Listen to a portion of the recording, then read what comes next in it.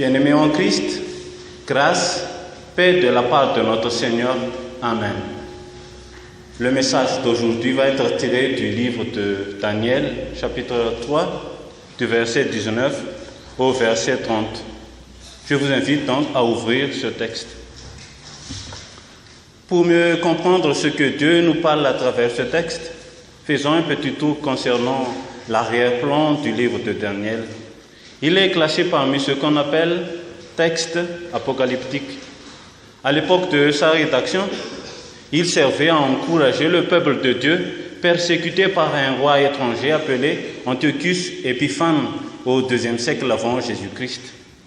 Ce dernier veut que les Juifs suivent l'adoration des dieux de l'Olympe, c'est-à-dire les divinités grecques. Il y avait donc une grande tribulation au sein du peuple de Dieu à cause de cette persécution. C'est pour cela que les auteurs inspirés de Dieu exhortent le peuple à se tenir fidèle et à avoir confiance en Dieu. Mais en tant que texte apocalyptique, ils utilisent des images, des métaphores, tirées des histoires passées pour transmettre le message divin à ce peuple persécuté et souffrant. Et c'est le cas dans ce texte du chapitre 3, verset 19 au verset 30. Nebuchadnezzar, image d'Antiochus Épiphane, jette les trois serviteurs de Dieu, Shadrach, Meshach, Abednego, dans la fournaise ardente à cause de leur fidélité au Dieu d'Israël. Quand nous commençons la lecture à partir du verset 19, nous constatons un Nebuchadnezzar enflammé de fureur. Voici donc des serviteurs de Dieu exposés à un homme enflammé, ayant tous les moyens de les faire souffrir. Et c'est dans ce contexte-là que Dieu veut nous apprendre quelque chose dans ce texte. En lisant normalement le verset 23, on remarque que les trois serviteurs de Dieu se trouvent dans les pires conditions de leur réexistence. Ils sont tombés, ils sont liés et ils sont au milieu de la fournaise. Mais ce qui est très surprenant, c'est la suite dans le verset 24. Le verset 24 nous montre que Nebuchadnezzar est effrayé, voire stupéfait. Là où ils sont donc tombés, c'est en ce moment-là que Nebuchadnezzar est effrayé et voit un messager de Dieu. Bien-aimés en Christ, des fois, on pense que quand on est dans la pire situation où on ne peut plus rien faire, c'est qu'on est vraiment vaincu. Nous pensons être abandonnés de Dieu. Par contre, c'est dans cette situation même que Dieu est présent. Il nous voit et il nous accompagne. Et c'est cela que le verset 25 nous montre en décrivant la manifestation d'un messager de Dieu parmi les trois hommes. Là où nous sommes tombés, c'est-à-dire nous sommes impuissants. Là où nous sommes liés, c'est-à-dire incapables de faire quoi que ce soit. Là où nous sommes dans la fournaise ardente, c'est-à-dire nous nous trouvons dans la pire situation. C'est là que Dieu manifeste sa puissance en confondant nos ennemis. C'est là qu'il est vraiment présent parmi nous. Et ce messager de Dieu qui était avec ses trois serviteurs nous rappelle vraiment Jésus-Christ. C'est en lui que nous fixons nos regards. Car étant lui-même la parole fait chair, il s'est laissé tomber au sein de l'endroit qui n'est même pas digne pour lui, le lieu de la mort. La fournaise ici préfigure le lieu de la mort. Et déjà sur la croix, il a crié « Mon Dieu, pourquoi m'as-tu abandonné ?» C'est-à-dire qu'il a vraiment vécu notre situation. Il sait notre souffrance. Mais là où il est descendu, là où on a cru qu'il est vaincu, c'est là que Dieu va confondre son ennemi, la mort. Triompher donc, ce n'est pas tout simplement une question de sortir de cette pire situation où nous nous trouvons. C'est aussi une question de revirement de signification, une question de faire face à cette situation elle-même. En Christ, la situation, la souffrance perd sa signification habituelle, car c'est en ce moment-là même que Dieu nous est présent et qu'il manifeste sa puissance. Voilà pourquoi l'apôtre Paul nous dit dans la première épître aux Corinthiens, chapitre 1, verset 18, « La parole de la croix est une folie pour ceux qui périssent, mais pour nous qui sommes sauvés, elle est une puissance de Dieu. » Là où nous sommes souffrants, là où nous sommes impuissants, c'est là que Dieu nous est présent, nous accompagne et manifeste sa puissance. Mais qu'est-ce que Dieu veut nous apprendre encore à part cela? Nous pensons souvent qu'être fort ou même victorieux, c'est de pouvoir faire quelque chose, pouvoir tout changer, être celui qui s'impose dans les actes et dans les paroles. Mais en lisant ce texte du verset 19 jusqu'au verset 30, c'est encore surprenant de voir que les 3 serviteurs de Dieu ne sont même pas sujets. Ils ne font rien. Ils ne participent même pas à un dialogue. Ils n'ont plus prononcé aucune parole. Et cela jusqu'à la fin de ce chapitre. Le cri de leur triomphe à Nebuchadnezzar, c'est leur silence.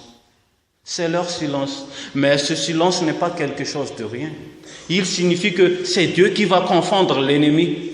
Ces serviteurs de Dieu ont alors manifesté leur confiance dans leur silence. Nous pouvons voir dans Exode chapitre 14, verset 14, la fameuse parole disant « L'Éternel combattra pour vous et vous gardez le silence ». Ici, le témoignage de la fidélité n'est pas le fait qu'on fasse quelque chose, mais de laisser Dieu faire. Bien-aimés en Christ, nous rencontrons peut-être diverses formes de situations qui veulent nous empêcher d'adorer le vrai Dieu, que ce soit humaine ou autre. On a tendance à s'agiter, à faire beaucoup d'efforts lorsque nous faisons face à une situation difficile. Et malheureusement, nous résolvons nos problèmes par des manières qui sont contraires à la volonté de Dieu.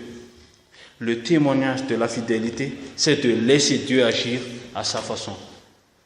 Faisons-nous taire nos prétendants capacités personnelles. Faisons-nous taire notre propre « je suis » qui nous mène qu'à l'orgueil.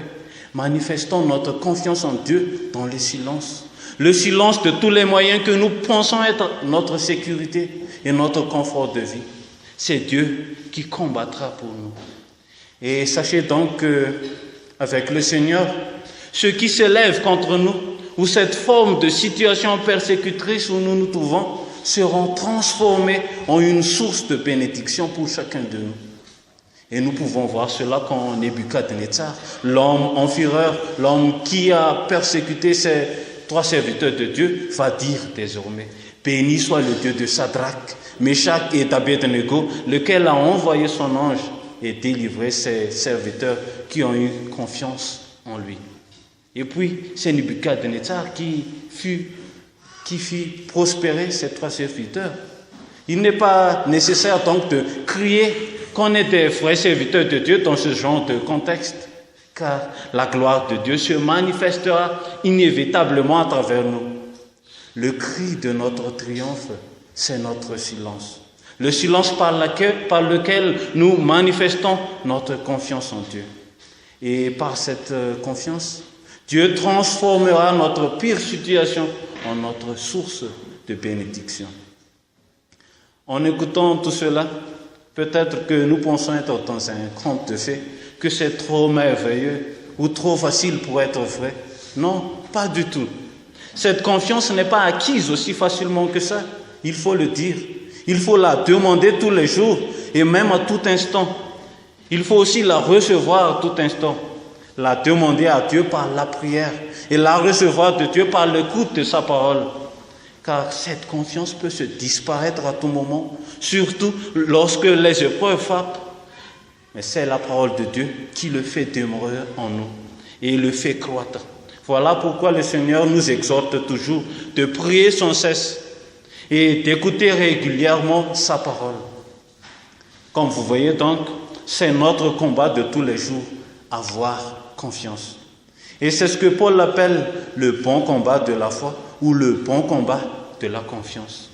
Mais soyons rassurés. Si nous croyons vraiment en Jésus-Christ, notre Sauveur, la victoire est déjà remportée par notre Seigneur. Nous sommes là pour manifester cette victoire tout au long de notre vie par ce bon combat de la foi. Nous sommes là pour saisir la vie éternelle. Bien-aimés en Christ, Dieu est le maître de l'histoire. Malgré la difficulté et la souffrance qui nous entourent, malgré les pires situations qui nous lient. C'est en ces moments-là même que Dieu nous est présent. Ce qu'il attend de nous, c'est d'accepter de lui laisser agir, de lui faire confiance, afin qu'il transforme notre situation en une source de bénédiction, acquérant alors de jour en jour la confiance par la prière et par l'écoute de sa puissante parole, qu'il manifestera sa gloire à travers notre vie quotidienne. À Dieu seul soit la gloire. Amen.